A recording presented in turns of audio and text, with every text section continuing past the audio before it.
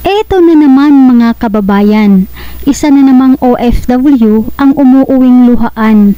Sobrang nakakaawa ang sinapit ng ating kababayan. Dahil ang buong akala nito, isasama siya ng kanyang amo sa gym. Yung pala ay inihatid siya sa airport. Ito'y dahil daw sa selos. Nagselos ang among babae ni kabayan, kaya pinauwi siya on the spot. Tanging plastic lamang ang dala nito pauwi sa Pilipinas. Nakapajama, nakatsinelas lamang ito. Walang damit na dala, walang kapera-pera, walang pagkain. Umiiyak siya kasi pinauwi siya kaagad ng amo niya. Wala siyang kadala-dalang sahod, tapos wala siyang damit.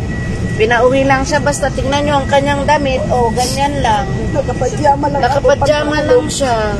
Kaya mag-ingat po kayo sa mga kasamahan nyo ngayon sa trabaho mga kababayan. Huwag kayo basta na lamang magtiwala. Kahit kadugo mo pa yung kasamahan mo ngayon.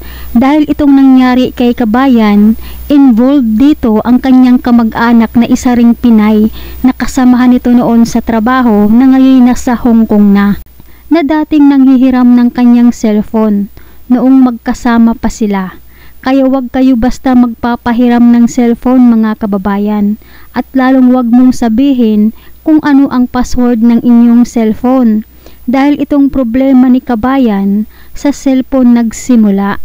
Pero bago tayo magpatuloy, huwag kalimutan i-like, share, subscribe at pahit na rin ang kampana for more upcoming videos. Salamat! Ayon sa kwento ni kabayan, umabot na daw siya ng mahigit 3 taong paninilbihan sa kanyang amo. Nagbakasyon siya sa Pilipinas matapos ang 3 taong mahigit.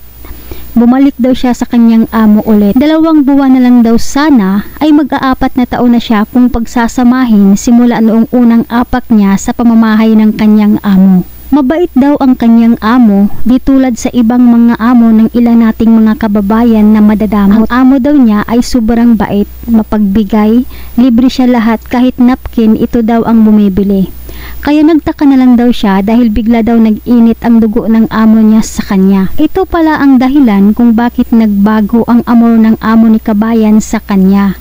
Pakinggan po ang buong video mga kababayan, dahil paniguradong mapupulutan ninyo ito ng aral, lalo na sa mga may kasamahan sa trabaho ng mga Pilipina, upang din natin sapitin ang nangyari kay kabayan, na urada-uradang pinauwi sa Pilipinas na plastic lang ang dala. Ganyan ang buhay dito sa Saudi. Pag sinumpong ang mga among babae, mga maldita. Pag nag-start kang pagsilosan ng amo mong babae, ganyan ang mangyayari sa iyo. Palalayasin ka nang wala sa oras, din ang mura-urada. Yung iba nga, pahihirapan mo eh. Kakaawa naman si kabayan, di naman makatarungan itong pagpapauwi sa kanya. Kawawa naman talaga siya. Pero bakit nagka-issue ka rin sa kanya sa Pilipinas? Kasi kagagaling mo rin eh. Hindi sir, Bakit hindi pa nung nandito ka? Kailan pa ba siya nagpunta ng Hong Kong? October 6 siya nag-flight. Ibig sabihin nag-abot kayo sa Pilipinas? Nag-abot kami sa Pilipinas. Pero wala kaming alitan. Pero sila yung anak ko at saka siya, sila ang may alitan. Yes, tapos ako thank ang you for pinag-initan. watching. Tapos sabi niya sa akin, matapang siya, kasi wala na daw siya doon sa hindi na daw kami magkasama. Ipatulpo mo na lang ate, mas Kaya sabi niya maganda. sa akin, kahit ano daw mangyayari sa akin, wala daw siyang pakialam. Kaya dapat lang talaga na i-ano din niya yung kabayan. Kasama niya dati sa trabaho.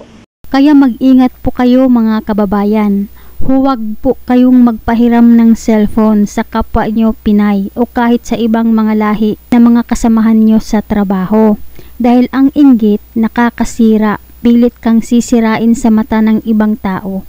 Ilalagay ka sa alanganin, kaya mag-ingat po kayo palagi.